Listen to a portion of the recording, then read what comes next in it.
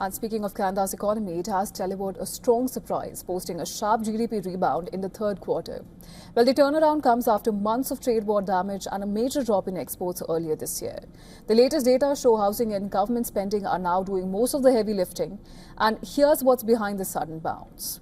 Well, Canada's GDP grew 2.6% annualized in the July to September quarter, which is the fastest pace since late last year. It completely reverses the 1.8% slide seen in June to August quarter when exports collapsed. The Bank of Canada expects just 0.5%, so this upswing is far stronger than anyone projected. But what changed? The economy has shifted away from trade and back towards housing and government spending. Housing resales are driving the recovery. Residential investment grew 6.7%, its strongest pace in months. Government spending surged too. Ottawa increased investments in weapons system, pushing government capital expenditure up 12.2%. Now, these two sectors, housing and defense, are now the economy's biggest supporters. The trade picture, however, is still shaky. Goods and services exports rose only 0.7%.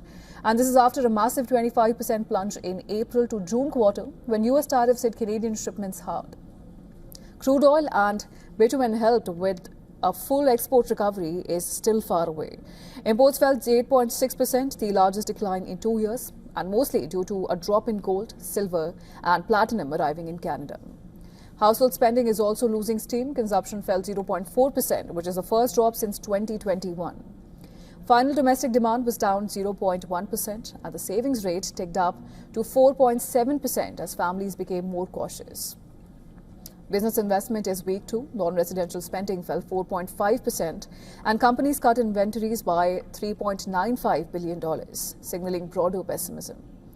Well, the strong quarter also hides trouble ahead. An early estimate shows industrial GDP fell 0.3% in October, suggesting the rebound may be short-lived. But for now, the economy is being held by two things, that is fiscal support and low rates.